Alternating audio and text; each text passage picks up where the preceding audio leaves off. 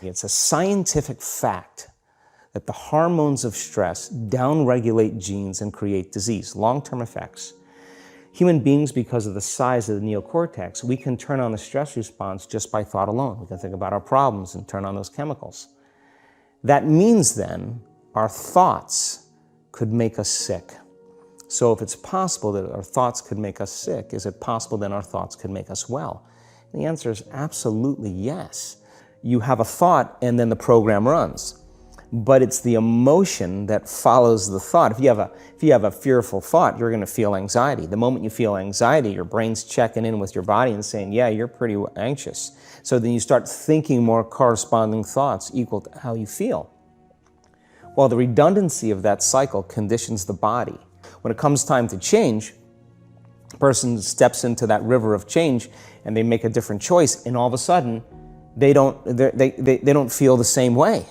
So the body says, well, you've been doing this for 35 years. You're going to just stop suffering and stop feeling guilty and stop feeling shameful, and you're not going to complain or blame or make excuses or feel sorry for yourself. Well, the body's in the unknown. So the body says, I want to return back to familiar territory. So the body starts influencing the mind, and it says, start tomorrow. You're too much like your mother. You'll never change. This isn't going to work for you. This doesn't feel right.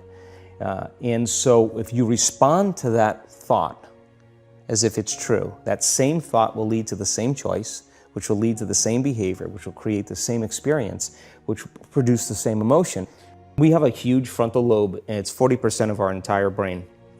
And most people, when they have a thought, they just think that that's the truth. And I think one of my greatest realizations in my own journey was just because you have a thought doesn't necessarily mean it's true.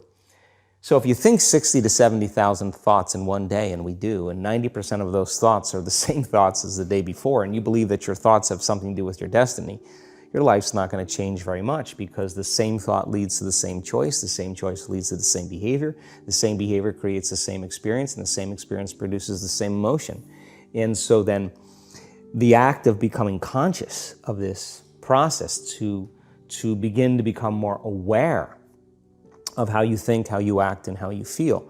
It's called metacognition. And so then, why is that important? Because the more conscious you become of those unconscious states of mind and body, the less likely you're going to go unconscious during the day. And that thought is not going to slip by your awareness unchecked, because it means to know thyself. The word meditation means to become familiar with.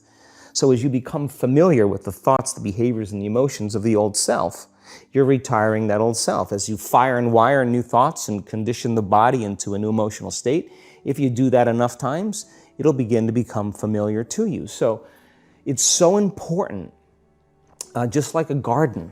If you're planting a garden, you got to get rid of the weeds. You got to take the plants from the past year and you got to pull them out. The rocks that sift to the top that are like our emotional blocks, they have to be removed. The soil has to be tenderized and broken down. We have to make room to plant a new garden. So primarily, we learn the most about ourselves and others when we're uncomfortable. Because the moment you move into that uncomfortable state, normally a program jumps in.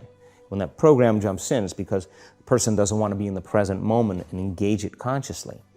So when you teach people how to do that with a meditative process, turns out that when they're in their life, they're less likely to emotionally react. They're less likely to be so rigid and believe the thoughts they were thinking. They're more aware of when they go unconscious back into a habit, and that is what starts the process of change.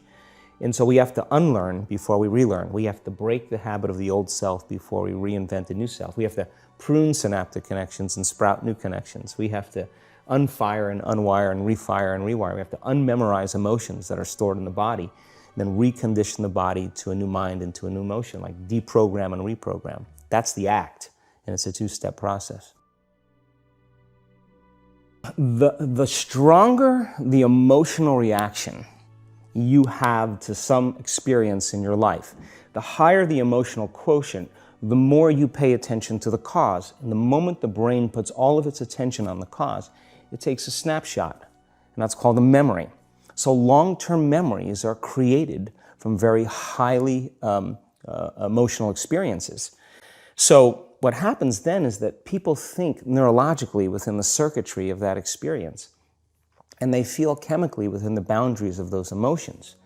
And so when you have an emotional reaction to someone or something, most people think that they can't control their emotional reaction. Well, it turns out if you allow that emotional reaction, it's called a refractory period, to last for hours or days, that's called the mood. I say to someone, hey, what's up? You say, I'm in a mood. Well, why are you in a mood? Well, I had this thing happen to me 5 days ago, and I'm having one long emotional reaction. If you keep that same emotional reaction going on for weeks or months, that's called temperament.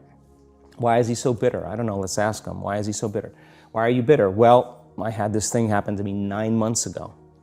And if you keep that same emotional reaction going on for years on end, that's called a personality trait. And so learning how to shorten your refractory period of emotional reactions is really where the work starts. So then people, when they have an event, what they do is they keep recalling the event because the emotions of stress hormones, the survival emotions, are saying, pay attention to what happened because you want to be prepared if it happens again. Turns out most people spend 70% of their life living in survival and living in stress. So they're always anticipating the worst case scenario based on a past experience. And they're literally, out of the infinite potentials in the quantum field, they're selecting the worst possible outcome and they're beginning to emotionally embrace it with fear. And they're conditioning their body into a state of fear. Do that enough times, body has a panic attack without you. You can't even predict it because it's programmed subconsciously. So then you say to the person, why are you this way? And they'll say, I am this way because of this event that happened to me 15 or 20 years ago. And what that means from a biological standpoint is that they haven't been able to change since that event. So then the emotions from the experience tend to give the body and the brain a rush of energy. So people become addicted to the rush of those emotions, and they use the problems and conditions in their life to reaffirm their limitation, so at least they can feel something. So now when it comes time to change, you say to the person, why are you this way? Well, every time they recall the event, they're producing the same chemistry in their brain and body as if the event is occurring, firing and wiring the same circuits and sending the same emotional signature to the body. Well, what's the relevance behind that? Well, your body is the unconscious mind. It doesn't know the difference between the experience that's creating the emotion and the emotion that you're creating by thought alone. So the body's believing it's living in the same past experience 24 hours a day, 7 days a week, 365 days a year.